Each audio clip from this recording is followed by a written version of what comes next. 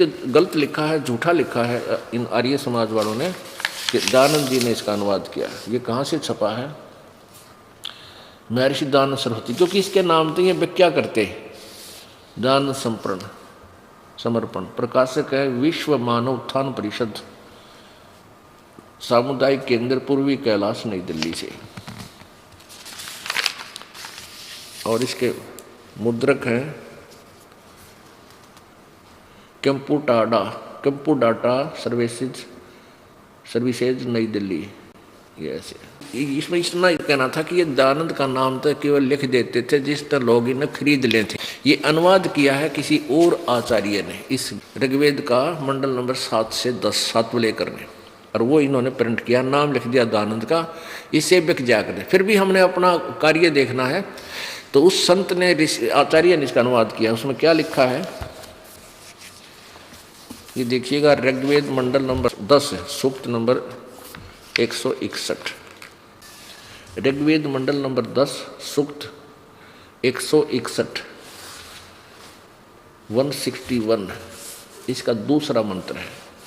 यदि रोगी नष्ट जीवन शक्ति वाला हो गया है, यदि अथवा सीमा से परे चला गया है, यदि मृत्यु के समीप पहुंच गया ही है, तो भी उस रोगी को मैं वैद घसोड़ दिया। ये वैद नहीं होना चाहिए, भगवान की महिमागारी वैद लिख दिया इन्होंने अपनी ओछी सोच को ऊपर रखने के लिए। क्योंकि ये आर्य समाज के जो आचार्य हैं और दयानंद जी की थ्योरी है, वो ये बताते हैं कि ऐसे किसी का रोग किसी संत के नाम जाप आशीर्वाद तक नहीं कट सकता। ये तो बकवाद करते हैं, वो पाखंडी हैं, और वो वेदों को सच्चा भी मानते हैं। और वेद कहने लग रहे, ये इसलिए इन्होंने यहाँ वेद लिख दिया कि पढ़ने वाला चक्कर में पड़ा रहेगा। संस्कृत अपने को आवे नहीं थी, हम हिंदी मुश्किल से सीखे थे भारत के स्वतंत्र होने के बाद। तो इन्होंने उस संस्कृत भाषा को जानने का नाजायज फायदा उठा लिया, हमें भ्रमित करते रहे। अब हम संस्कृत भी पढ़ सकते क्योंकि हमारे पास शब्दकोश है, और वो तत्व ज्ञान है परमात्मा का और सब संतों का दिया हुआ, उससे हम इनको सेट कर लेंगे वेदों के अनुवाद को। वेद सही है, मूल संस्कृत ठीक है, मूल भाषा ठीक है उनकी, ओके है, लेकिन अनुवादकर्ताओं ने गलत कर दिया। हम अनुवाद पढ़ा करते हैं, अब हम दोनों पढ़ेंगे, जहाँ भी गलती होगी उसको ठीक करेंगे। यह वेद शब्द गलत लिखा इन्होंने, अब प्रमाण दूंगा आपको, अभी दे दिया, पहले इन्हीं के द्वारा दूसरे आचार्य ने किया, उसमें स्पष्ट किया है, कहीं वेद नहीं, भगवान परमात्मा के बारे में लिखा, इन्होंने वेद लिख दिया कि पढ़ने वाले मूर्ख बड़े रहेंगे। थारा गजब हुई। ये देखो ऋग्वेद वही है, ये मंडल नंबर 10 सूक्त 161 का दूसरा मंत्र। यहाँ लिखा है, उस रोगी को मैं नहीं, वेद नहीं होना चाहिए, मैं भगवान कष्टपद रोग के पंजे से छुड़ा लाता हूँ। 100 शरद ऋतुओं तक, यानी 100 वर्ष तक जीने के लिए इसको बलयुक्त करता हूँ। अब इसी का अनुवाद, यानी एक ही मंत्र को किसने किस ढंग से सोचा और लिखा है, तो हमने देखना है कि उसका वास्तविक अर्थ क्या बनता है। अब वास्तविक अर्थ इसका वही बनेगा जो परमात्मा की महिमा में लिखा है और परमेश्वर ने करके दिखा रखा हमारे को, और जिन संतों ने परमात्मा का साक्षात्कार हुआ है उन्होंने भी यही बताया है और परमात्मा की महिमा में लिखा। अब इस व्यक्ति ने, इस अनुवादकर्ता ने यथार्थ अनुवाद किया है। अब आपके सामने दिखाता हूँ इसी मंत्र का, देखिएगा। ऋग्वेद भाष्यम,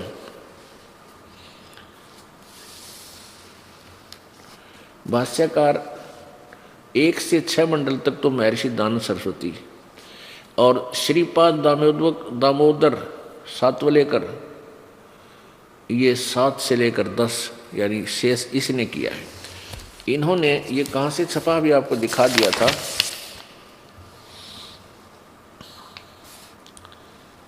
विश्व मानव उत्थान परिषद पंजीकरण 40/5 सामुदायिक केंद्र, पूर्वी कैलाश, नई दिल्ली से। अब इसमें देखना, इसने बहुत ठीक किया है।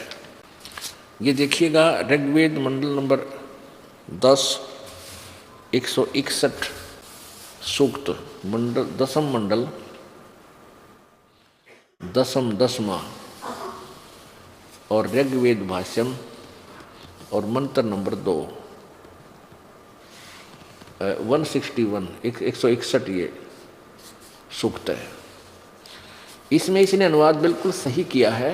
यथार्थ, यदि रोगी की अक्षीण आयु हो गई हो, जिसकी उम्र भी ना रही हो, यदि वह इस लोक से चला गया, यानी मर गया है, चला गया, वो मृत्यु को प्राप्त होकर शरीर छोड़कर अपने कर्म आधार पर कहीं और दुख पाने के लिए चला गया है, और यदि वह मृत्यु के पास पहुंचा हुआ है, तो भी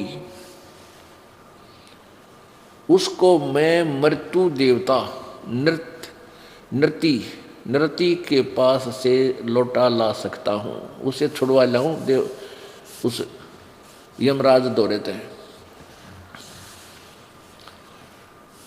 और उसको 100 वर्ष के जीवन के लिए प्रबल करूँगा। अब इसने सही किया कि यदि वो मृत्यु के निकट पहुंच गया है जो, या कोई मर गया है और चला गया शरीर छोड़ के, उसको भी जीवित कर दूं और 100 वर्ष की उम्र दे दूं, यदि वो सच्चे दिल से भक्ति करता है। ये गुण है परमात्मा के। और क्या क्या करता है प्रभु, वो भी दिखाते हैं आपको। ये आपको फिर ये बड़े वाला वेद दिखा रहे हैं। ये वेद है जो वेद भिक्षु नामक आचार्य ने इसका अनुवाद किया हुआ। ये देखिएगा, ऋग्वेद मंडल नंबर 10 सूक्त 161 और मंत्र नंबर 2 आपने पढ़ा। इसने भी बहुत ठीक अनुवाद किया है, लेकिन उसने और भी अच्छा किया है। इसमें देखिएगा मंत्र नंबर 2, यदि किसी रोगी की जीवन शक्ति समाप्त हो, यानी उम्र ना रही हो, यदि वह सीमा से परे हो गया हो, पार हो गया, यानी इस लोक से चला गया हो, इसका अर्थ ये है वैसे तो, जैसा भी आपने पहले पढ़ा था। यदि वह मृत्यु के सन्निकट चला गया है, तो भी उसे मैं भारी कष्टप्रद रोग से के पंजे से मुक्त कराऊं तथा उसे 100 वर्ष के जीवन हेतु बल संपन्न करूं।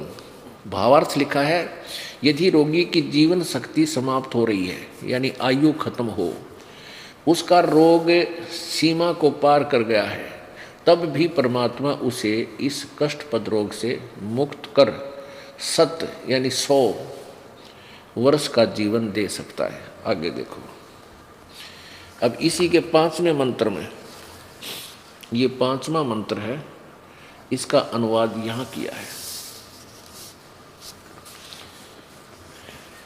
हे रोगी, मैं तुझे रोग के से मुक्त करूं, रोग से तो मुक्त करूं और यानी तुझे मिलूं भीगा, मेरी जो साधना ठीक करेगा तुझे मैं पाऊं, यानी मिलूंगा तुझे, भक्ति करे, और तू पुनः आ,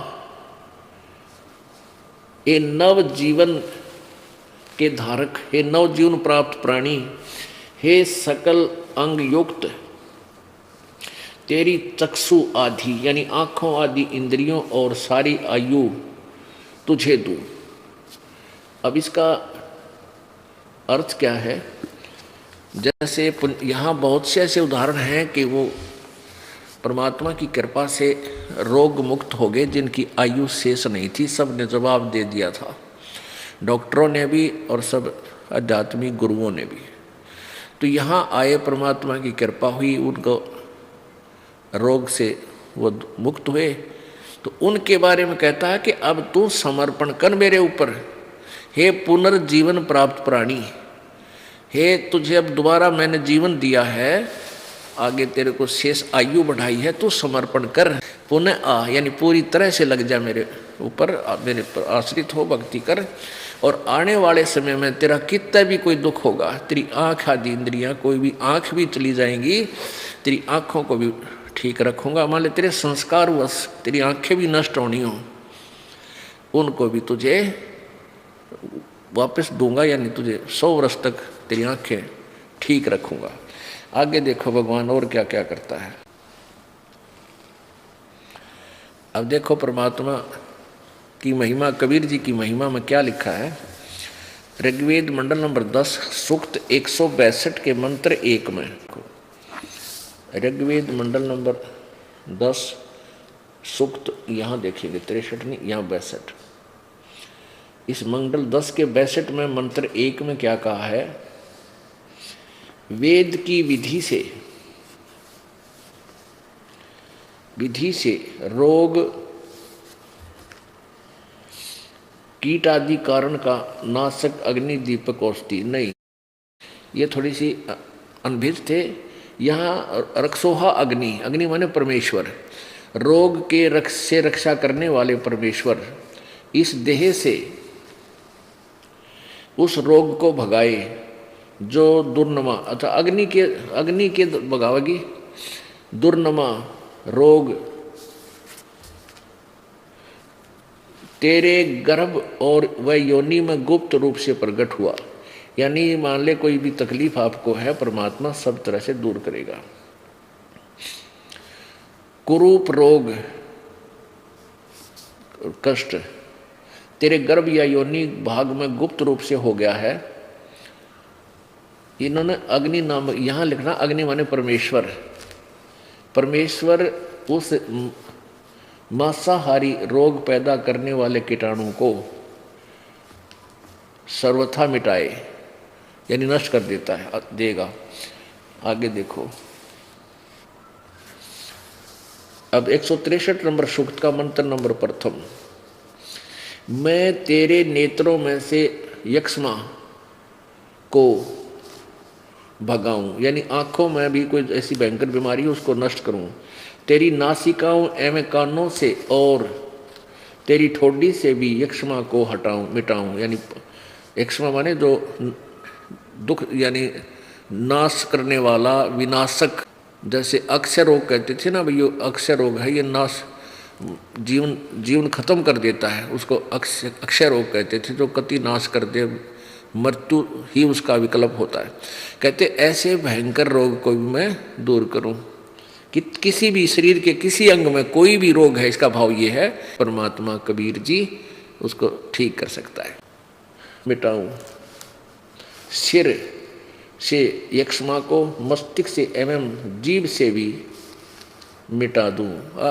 यानी किसी भी अंग में कोई भी भयंकर रोग, नाशक रोग यानी मृत्यु करने वाला रोग है, उसको भी परमात्मा कबीर जी यानी पूर्ण ब्रह्म परम अक्षर ब्रह्म उसको ठीक कर देता है।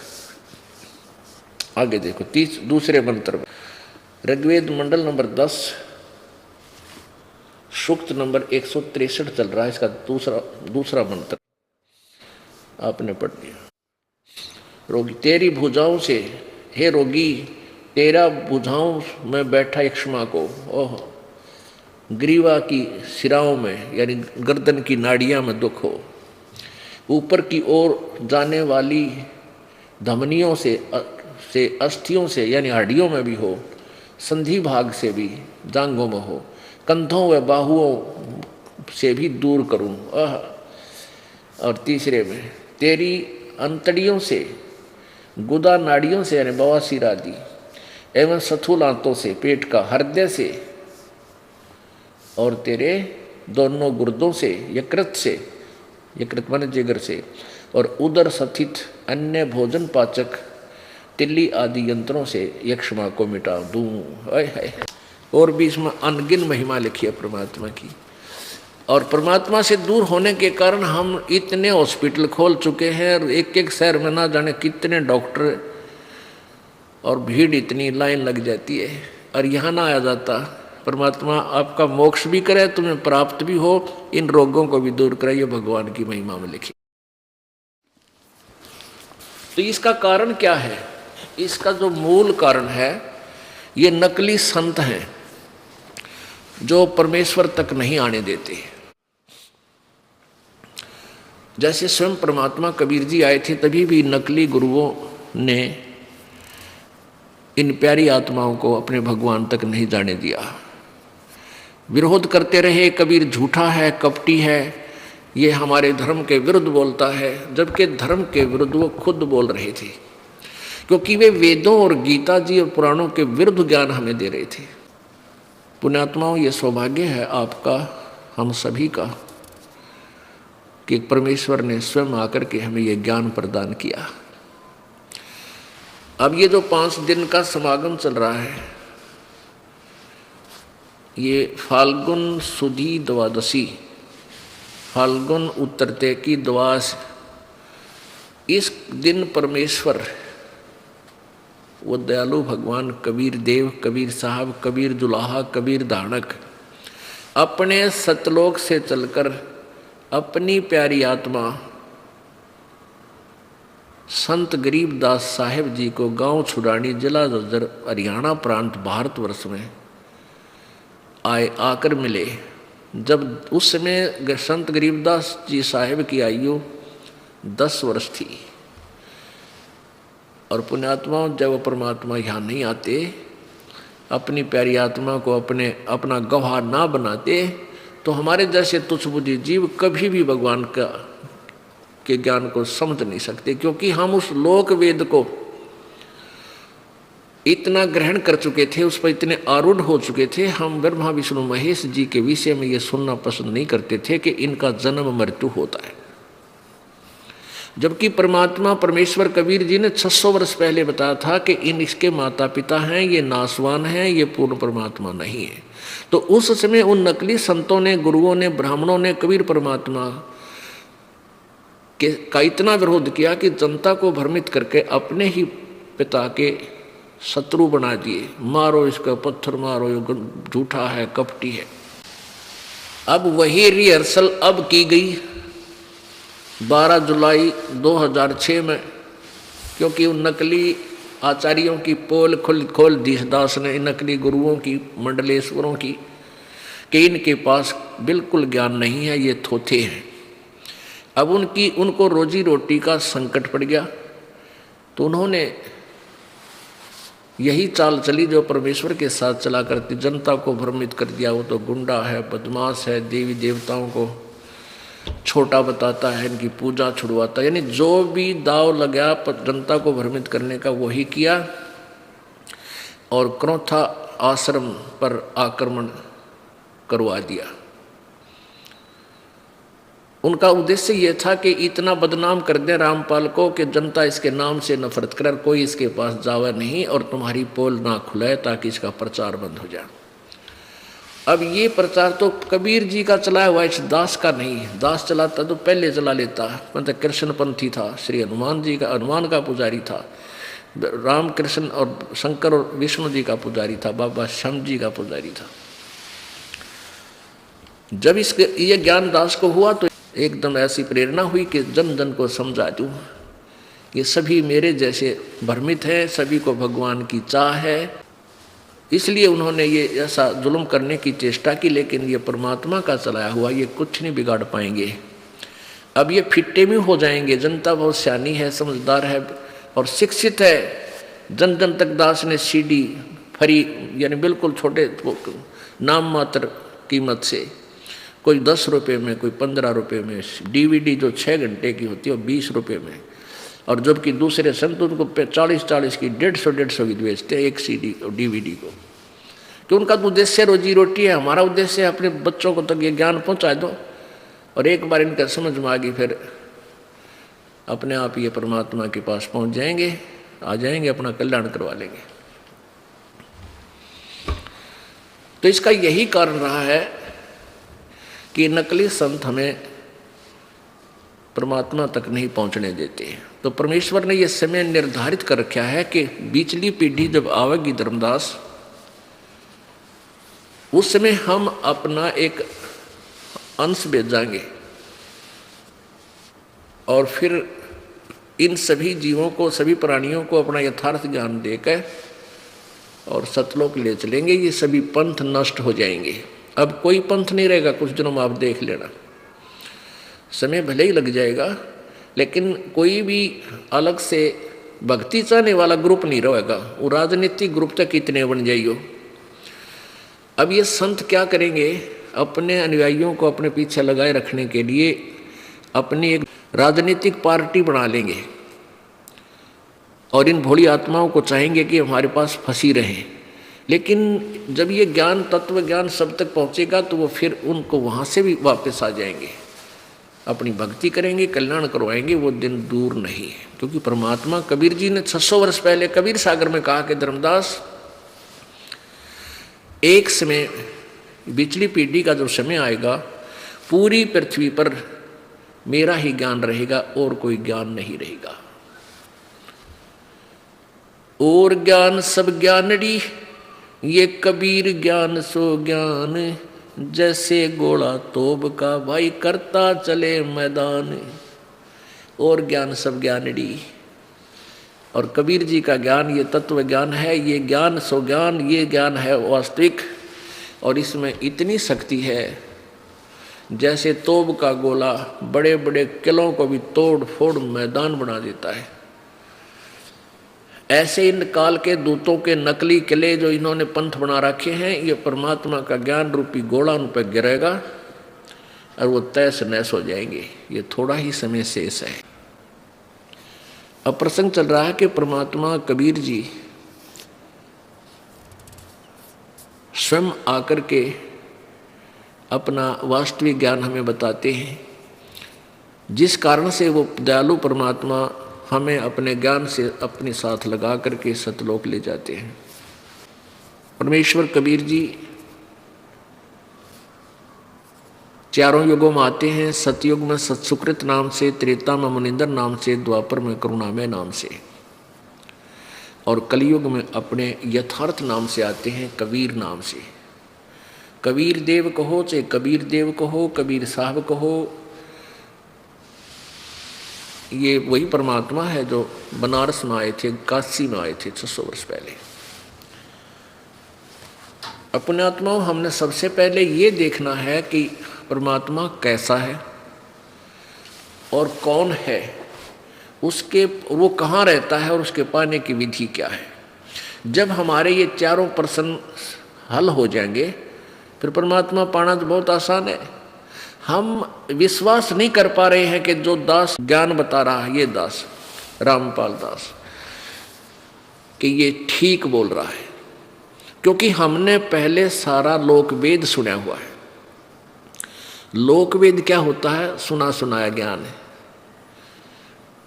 परमेश्वर कहते हैं, पीछे लग गया जाऊं था मैं लोकवेद के साथ, रस्ते में सतगुरु मिले भाई दीपक दे दिया हाथ। पीछे लग गया जाऊं था मैं लोकवेद के साथ। लोकवेद माने सुना सुनाया ज्ञान।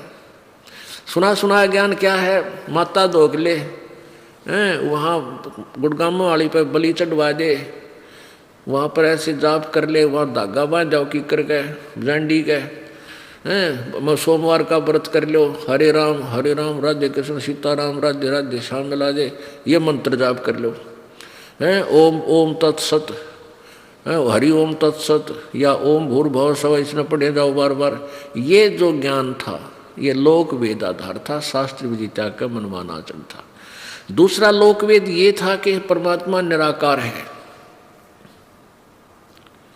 और तीसरा लोकवेद ये था कि ब्रह्मा विष्णु महेश अजरो अमर है, सर्वेश्वर है, महेश्वर है, सबके यही कुल के मालिक है।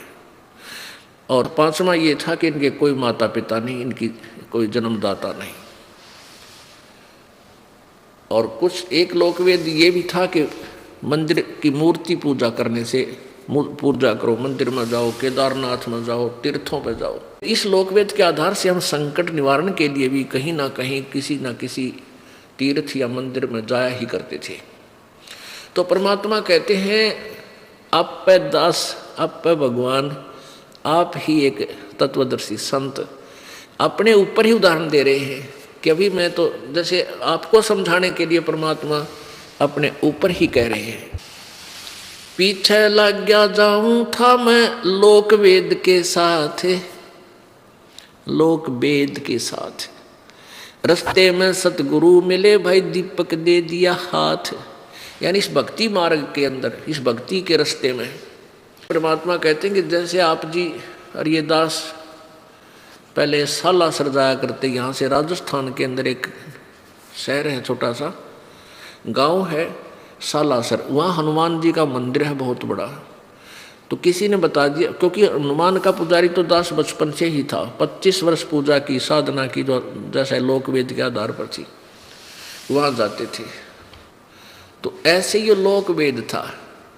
परमात्मा कहते पीछे लग गया जाऊं था लोकवेद के साथ, और रास्ते में वो तत्वदर्शी संत मिल गए, फिर ये तत्व ज्ञान रूपी दीपक हाथ में दे दिया। पहले तो हम अंधेरे में भटक रहे थे, अब इस तत्व ज्ञान रूपी इस दीपक के रोशनी में हम कदम रखेंगे, इससे बाहर नहीं जाएंगे। तो परमेश्वर हमें ये बताना चाहते कि तुम जो भटक रहे थे, साधनाएं गलत कर रहे थे, उस लोक वेद के आधार से जब तत्वदर्शी संत मिला तो आपका सब भक्ति की विधि बदल जाएगी। परमात्मा हमें यही याद दिलाना चाहते हैं कि पर्वत पर्वत में फिरा और कारण अपने राम, राम जैसे संत मिले जिन सारे सब काम। अब लोकवेद के आधार से हमने ये सुना हुआ है कि परमात्मा निराकार है, और हम जैसे विष्णु जी की पूजा करते थे, शंकर जी की पूजा करते थे, मूर्ति सामने होती थी, और फिर भी कहीं डिस्कस होती थी भक्तों में, तो कहते थे भगवान भाई कैसे मिले। भगवान तो कहते मेडिटेशन करा भाई, घनी घनी देर तक साधना करा। और फिर भगवान कैसा है कि भगवान तो निराकार है, वो किसी ने मिला ही नहीं, फिर मेडिटेशन किस लिए करें जब भगवान निराकार है और मिल ही नहीं। एक ना भूला दो ना भूली, भूली सब संसारी, सारा संसार भूल रहा है। अब जैसे एक समय एक शेख फरीद नाम के एक मुसलमान भक्त परमात्मा की तरफ में घर त्याग कर चला गया। पुण्यात्माओं, पिछले जन्म जैसे आज से 600 वर्ष पहले 64 लाख शेष कबीर परमात्मा के हुए थे। कुछ ऐसी पुण्यात्माएं थी जो भगवान की दिए गए ज्ञान को, नाम को भक्ति करते रहे और विमुख अवश्य हो गए थे, क्योंकि लोग लाज में आकर तो वो भगवान से दूर हो गए, गुरुद्रोही नहीं हुए थे। तो वो फिर क्या होते, अगले जन्म उनके होते हैं। और पूरी पृथ्वी पर हम एक ही पिता की संतान हैं। पहले कोई मजहब नहीं था। आप द्वापर युग का इतिहास देख लो, उसमें ना कोई हिंदू था, ना मुसलमान, ना सिख, ना ईसाई, कोई धर्म था ही नहीं। तो हम सभी पूरी पृथ्वी के जितने भी प्राणी हैं, हम एक ही पिता की संतान थे, एक ही हमारे आपस में रले मिले संस्कार हैं। इस आधार से उन व्यक्तियों का जन्म माने नाइजीरिया में हो जा, अफ्रीका में हो जाए संस्कार बस, वहाँ वो सोच भी नहीं सकते भगवान के बारे में। खावा मांस का अचार बोलना बिरानी भाषा किसी उन्हें फिर समझावा कि ऊपर वहाँ जाके, तो ऐसे बात बिगड़ती रहती है। तो इस शेख फरीद जी इसलिए पुण्यकर्मी प्राणी था और बचपन से इसमें मालिक कहते हैं जो जन मेरी शरण है, कबीर भगवान कहते हैं, ताका हूँ मैं दास और गेल गेल ला गया फिरूं जब लग धरती आकाश। जो बच्चा गऊ की नजर में न्यू साईं को संत और भक्तों के पीछे फिरा वो भगत वत्सल भगवंत। शेख फरीद जी छोटे से थे, 4-5 वर्ष के, और शरारती गणे थे वह। उनकी माताजी दुखी हो जाती थी, वो इतनी शरारत करा करता। उसने सोची कैसे इस तुम्हारा इसको सेट करूं। पहले पढ़ाई पढ़ाई तो है नहीं करती, आजकल की तो माताएं भेज दें काख में देकर थैला भेज दें, सुबह शाम ना हो बालक, वो टीचर आप खिलाएं जाए, आप रखें वहाँ पर, छोटे छोटों को भेज देते। एक और नर्सरी चल पड़ी, एक और बिल्कुल बालक खिलाने का महकमा चल पड़ा, बच्चे रखने वाला। उसमें ऐसा नहीं था। तो वो अब बच्चे को कहने लगी बेटा तू नमाज करा करे। वो कहने लगा मैं क्यों करूँ नमाज, मुझे क्या मिलेगा नमाज से। अब वो खजूर बहुत खाता था रुचि से, उसका फेवरेट फ्रूट था ड्राई फ्रूट। उसकी माँ बोली कि बेटा अल्लाह तुझे खजूर देगा। सच माँ? हाँ सच बेटा। कैसे करूँ बता मुझे। माँ ने एक कपड़ा बिछा दिया और उस पर कह दिया तू लौट जा और ऐसे मत्था टेक ले लेट कर भगवान के लिए, और यूँ कहता रहा अल्लाह मुझे खजूर दे, अल्लाह मुझे खजूर दे। और जब तक मैं ना कहूँ तो आँख मत खोलिए। आका अच्छी बात। अब उसको कह दिया कि वो बिछा दिया उसका कपड़ा और वो लग गया अपने मत्था टेक के आँख मीच के लौट के अल्लाह खजूर दे, अल्लाह खजूर दे। इतने माँ ने सारा काम कर लिया। 1 घंटे फिर वो थोड़ा सा पहले जाकर के एक पत्ते में खजूर रखाई 4-5 उसके आसन के नीचे, कपड़े के नीचे रखाई। और वो उठ कर माँ बोली भाई खोल दे आँखियाँ। जब काम पूरा हो लिया माँ का घर का घरेलू कार्य, उसने आँखें खोली और उठ कर चल पड़ा। देखा उसने कहीं खजूर तो नज़र नहीं आया। कहने लगा माँ तो बहुत झूठी है, मैं आज के बाद कतई नमाज नहीं करूँ, अल्लाह ने कोई खजूर नहीं दिया मेरे को। माता बोली बेटा ऐसे नहीं बोलते, भगवान सब कुछ देता है। देख तेरे कपड़े के नीचे पा जा, शायद रखा होगा कहीं ना कहीं। उसने कपड़ा उठा के देखा खजूर धरे कुदर खावे। ओहो हो माँ अब फिर बता कब करनी है नमाज। अब शाम के समय जब माँ ने फिर काम होया, जब फिर बिछा दिया कपड़ा उसका अकेले, तो नमाज कर ले। और वो चुपके से धरा हुआ उसका नीचे खजूर। अब एक दिन माँ भूल गई, वो शाना हो गया, आप पे कपड़ा बिछावर लग गया करना। एक दिन माता भूल गई उसके नीचे खजूर रखना, और वो उठा। जब माँ ने देख लिया वो हुआ तो यो नकम्मा उठ लिया, और ये आज खजूर रखा नहीं, वो फिर तंग करेगा। और वो खजूर खाता हुआ रहा। माँ बोली रे खजूर कहाँ से लाया? कि माँ अल्लाह अल्लाह डेली देता मुझे। माँ बोली रे आज किसने दिया यू?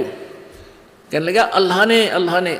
माँ तो हैरान हो रही, और वो खजूर खावे कि बेटा सचमुच बता कहाँ से लाया? आके देखिए यहाँ रखा था। ओए होए, कहने का भाव ये है कि परमात्मा यहाँ तक भी मदद करता है कि कहीं इस बच्चे का भगवान से आस्था ना हट जा रही, नास्तिक हो जाए, इस तरह की भावना का बालक था, लेकिन था पिछला पुण्य संस्कारी।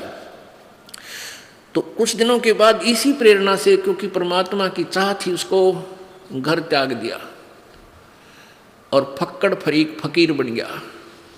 और ऐसे ही भटकता हुआ उन मुसलमान फकीरों संतों के पास जाता रहा। लास्ट में एक बहुत सुप्रसिद्ध संत था कि वो बहुत सिद्धि युक्त है, उसके पास पहुंच गया, तपस्वी था। अब उसने उस संत ने शेख फरीद जी को जैसा भी मार्गदर्शन किया, उसने उसका तय दिल से पालन किया। क्योंकि जिनको भगवान चाहिए वो पीछे नहीं हटते। जैसे डॉक्टर जैसी भी औषधि देता है मरीज को, मरीज तो खाएगा, तेरा रोग कट जाए। वो रॉन्ग है या राइट है, वो उसका दुर्भाग्य है कि किसी गलत वैद्य का फंस गया।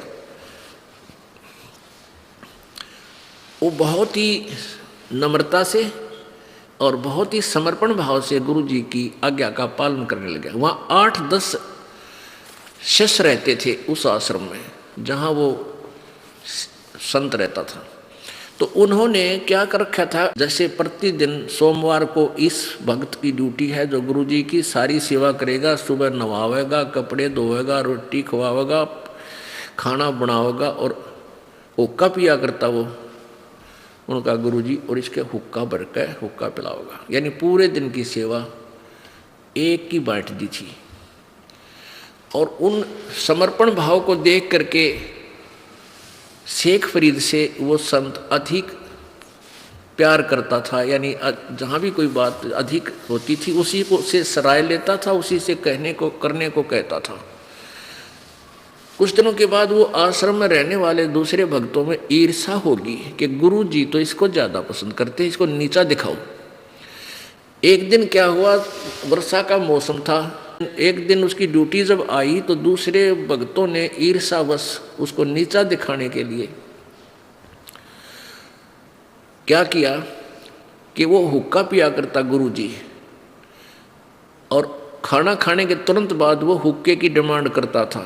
जब 2 मिनट लेट हो जाता सेवक डंडा रखा करता उसको, पहले तो 5-4 डंडे ठोकता, इतना क्रोधी था। क्यों, तपस्वी में क्रोध कुदरती बात है, ये तो नरे बम्ब बने हैं। तो उसके डंडे मारता 5-7, और कई दिन सेवा नहीं देता था उसको। तो उन्होंने ये सोचा कि इसके साथ ऐसा करेंगे कि गुरुजी नाराज हो जाए। जो ही उसने एक अग्नि तैयार कर देते थे पहले हुक्का भरने की, अलग से आग तैयार करते थे। तो उसने आग तैयार कर दी।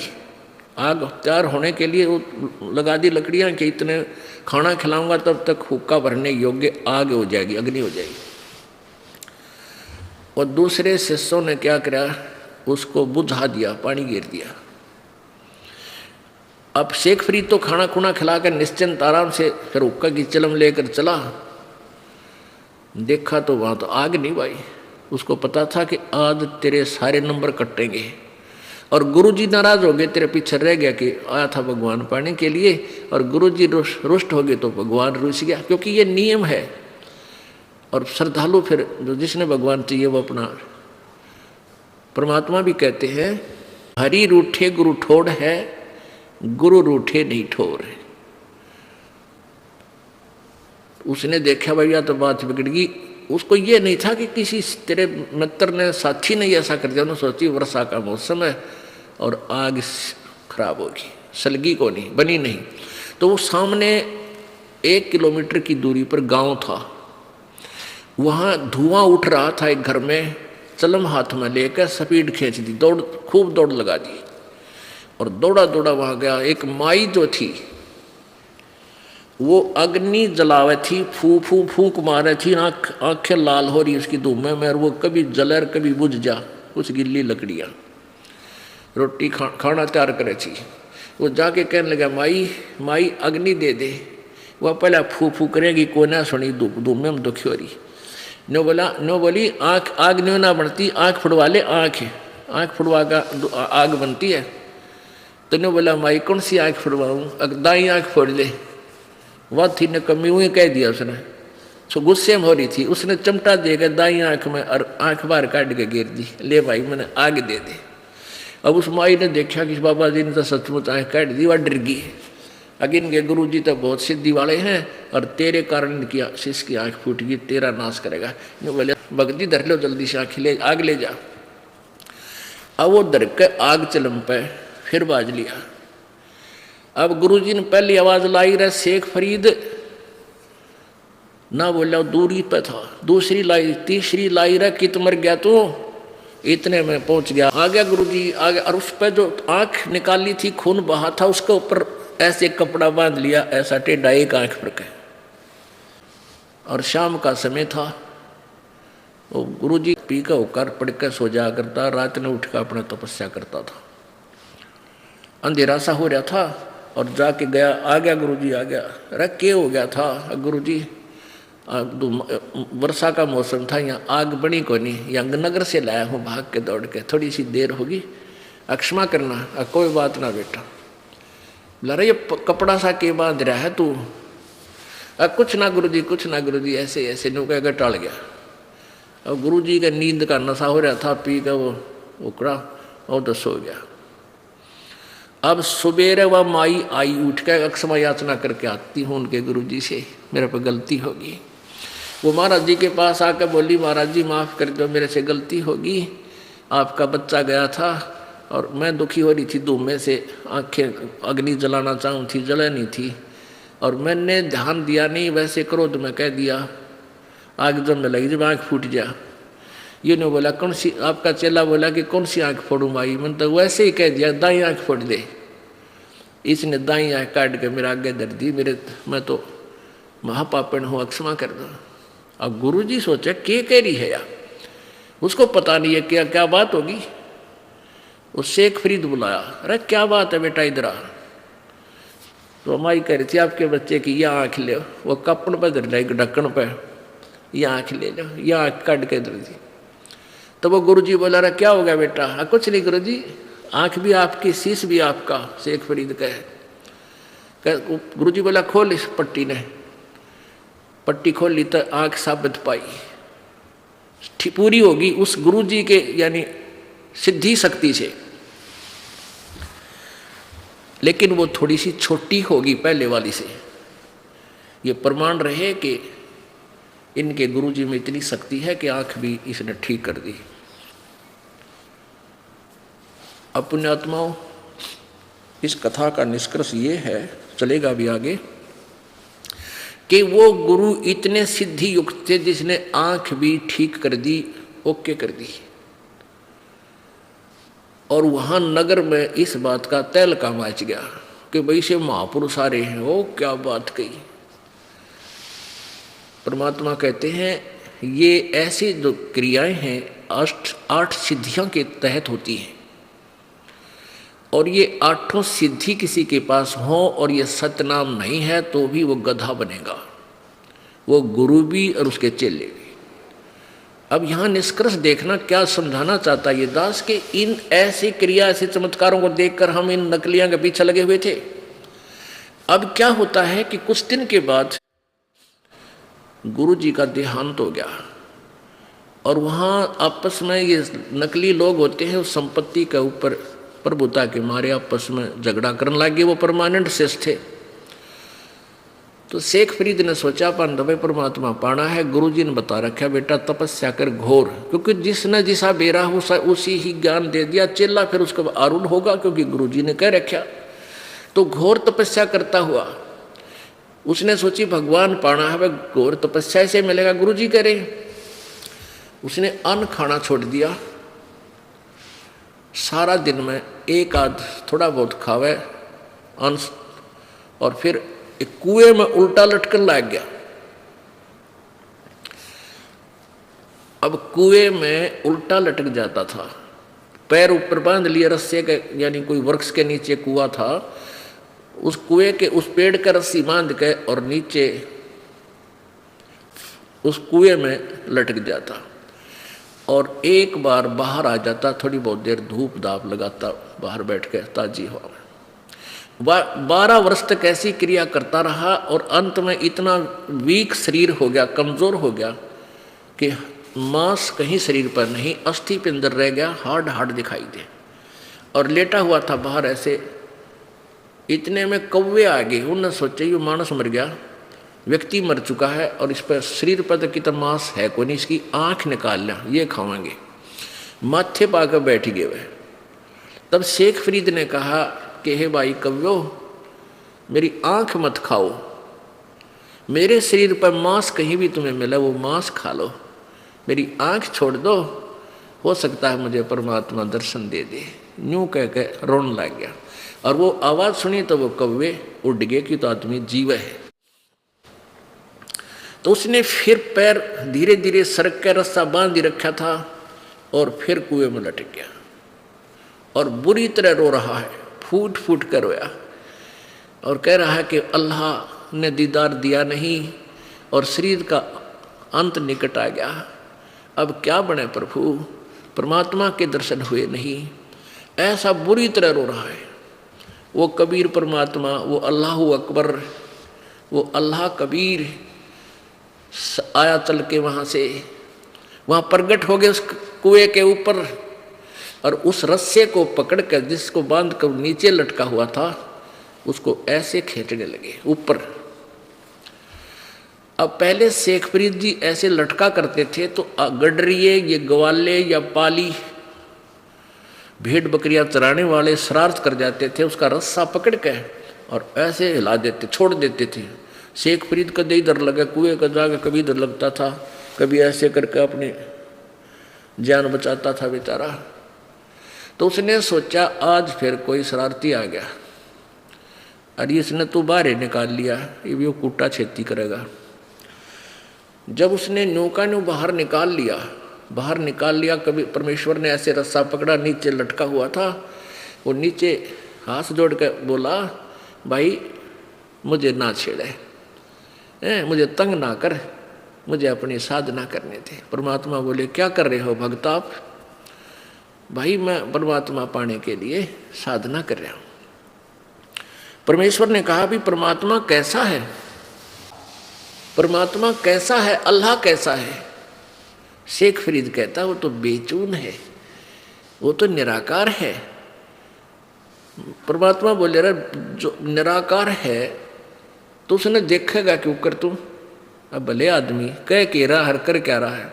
परमात्मा के दर्शनार्थ, अल्लाह के दीदार के लिए तो तू पाँ पीट रहा, ये सब प्रयत्न करे, और फिर तो अल्लाह तो निराकार है, फिर तो देखेगा टट्टू तुम बता। जो दिखने का है ही नहीं, तू देखेगा के। ये था लोकवेद कि लोकवेद से सुनते रहे, निराकार साधना कर उसने देखने की, कदम मेडिटेशन कर रहा है कोई किस तपस्या से उसको देखना चाह रहे हैं, प्राप्त करना चाह रहे हैं। अब कहते हैं ज्ञान कर गाम का तो चमका ऐसा लग गया करे।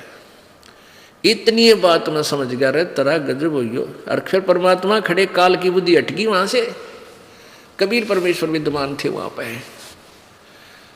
तो एकदम बुद्धि ने काम करा रहा, सच्चे तेरा गजब हो। एक तरफ तो हम उसने बेचून का वहां निराकार है, और फिर उसे देखने के लिए शरीर नष्ट करने लग रहे। पैर पकड़ दिया उसने, नू का नू नीचे के नीचे लटके हुए ने कबीर परमेश्वर के चरण पकड़ लिए। उसने ये सोचा कि ये अल्लाह नहीं है तो अल्लाह का जानकार खास है, बाखबर है। कहने लगा भाई भैया आपकी बात हे महात्मा बहुत दम रखती है, बहुत वजन है। मेरी तो आपने चौंध तोड़ दी, अज्ञान हटा दिया। फिर उस कैसा है परमात्मा? प्रभु ने कहा परमात्मा मैं ही परमात्मा हूं, मैं तेरे सामने खड़ा हूं। हाँ, जब उसने कहा था, पहले यही प्रसंग हुआ था, थोड़ा सा गलत हो गया। परमेश्वर ने कहा था कि शेख फरीद तू क्या कर रहा है यहाँ पर, क्या कर रहे हो भैया आप साधक? कि मैं परमात्मा के दर्शनार्थ दीदार के लिए साधना कर रहा हूँ। तो कबीर परमात्मा ने कहा था मैं हूँ वो अल्लाह अकबर, मैं अल्लाह अकबर हूँ। तो उसने कहा था भाई बकवाद ना करे तू, परमात्मा दिखाई नहीं देता, परमात्मा तो निराकार है। तो परमात्मा कबीर जी बोले फिर तू आड़ा धार ले है, जब निराकार है तू कोई खड्डे में लटक रहा है नालायक, तो देखेगा कैसे उस निराकार को तू? तब उसकी आंख खुली, रहे तेरा गजब ये सचमुच निराकार का तू दीदार कैसे करेगा? बता मुझे कौन सी विधि है तेरे पास? हाँ ये तो बात ठीक है, निराकार तो दिखा ही नहीं, फिर क्यों डले डोरा? तब उसने पैर पकड़ दिया कि मुझे एक रास्ता बता दे। परमात्मा बोले आजा, मैं तुझे विधि बताऊंगा, उस विधि से प्रभु प्राप्ति होगी। अपने आत्माओं, हम इस लोक वेद के आधार से अटके हुए थे, किसी के पास कोई ज्ञान नहीं था, सभी परमात्मा की तरफ में लगे हुए थे। अब परमेश्वर ने बताया कि जो कुरान शरीफ में, आपकी कुरान शरीफ में लिखा है कि वो परमात्मा साकार है, क्योंकि इंसान का जब तक विश्वास दृढ़ नहीं होगा वो भक्ति नहीं कर सकता।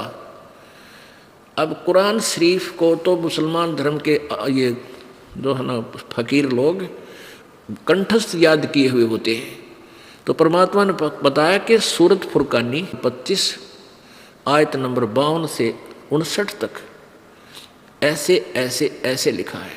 वो कहने लगा हाँ हाँ हाँ हाँ बिल्कुल बिल्कुल ऐसे लिखा है।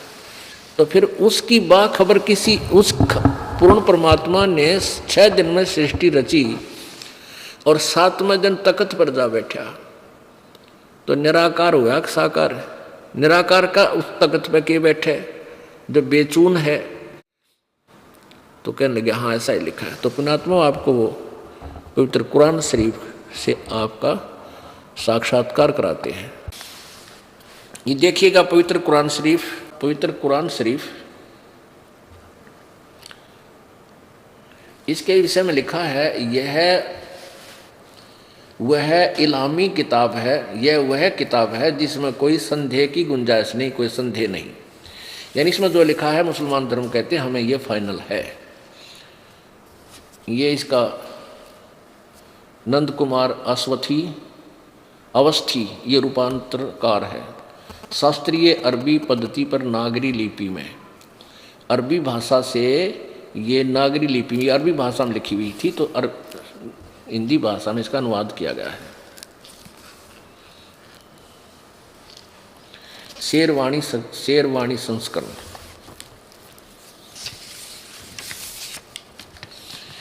ये वह इलामी किताब है, ये इसका अरबी भाषा है।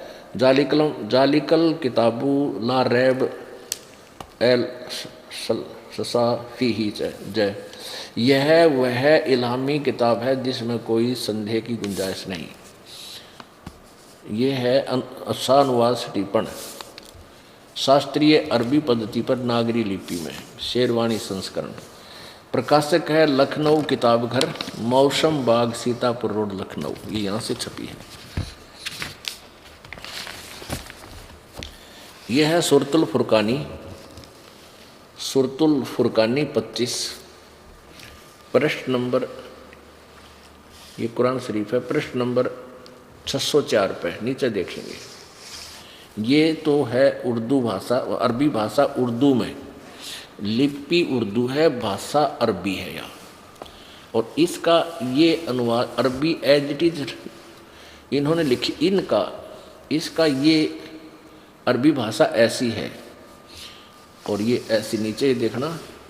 और फिर इधर इन्होंने इसका अनुवाद किया है हिंदी में। देखिए कितनी मेहनत की गई है। ये उर्दू भाषा में लिखी हुई थी और अरबी भाषा उर्दू लिपि में, और फिर इनको हिंदी लिपि में एज इट इज अरबी में लिखा। इसके बाद फिर इसका इन्होंने यहाँ अनुवाद किया हिंदी में। बहुत मेहनत की। तो हम ये तो है अरबी भाषा। देखो ये 52वीं आयत देखेंगे, इसमें कबीर शब्द है, कबीर। ये कबीर, कबीरन, इसको कबीर कहो, कबीरा कहो, कबीरन कहो। पहले ये निर्णय देते हैं आपको। ये तो आपने कुरान शरीफ देखा, ये कुरान मजीद है, यानी रूपांतर भाषांतर करते समय फर्क किया जा सकता है। कबीर, कबीरन, खबीरा। अब देखो ये कुरान मजीद है, जो उसमें विवरण सेम टू सेम है, अक्षर का भी अंतर नहीं है। ये देखो कुरान मजीद है, कुरान मजीद। मैं अरबी मतन, ऑफिस, प्रकाशक है ऑफिस बुक डिपो, 422 मटिया महल, जामा मस्जिद, दिल्ली 6। कुरान मजीद हिंदी तर्जुमा यानी अनुवाद मौलाना फ़तेह मोहम्मद खान साहिब जालंधरी। तसही मौलाना अब्दुल मजीद मरसर साहिब। प्रकाशक है Farid book depot private limited, नई दिल्ली। इतना इसमें ये वही सूरत फुरकानी है, ये सूरतुल फुरकानी, सुरतुल ये सूरत बोलते हैं, सूरतुल फुरकानी 25। इसमें प्रश्न नंबर है 576। और यहाँ देखो इसमें वही है जो कहते हैं, कोई अंतर नहीं है। यहाँ हम नीचे आएंगे। ये कबीरा शब्द है 52वीं आयत में। ये क्या है?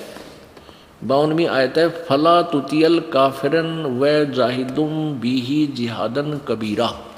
उन्होंने उस कुरान शरीफ में कबीर लिखा है, इसने इसको अरबी भाषा को हिंदी लिपि में लिखते इसने कबीरा लिख दिया। कबीरन कहो, कबीरा कहो, खबीरा कहो, ये वही परमात्मा। अच्छा इसमें ये कबीरन शब्द है। और फिर देखिए आयत नंबर 57 में, 58 में, ये 57 खत्म है, 58 में इसमें खबीरा इवादी ही कबीरा, इवाद ही माने पूजा।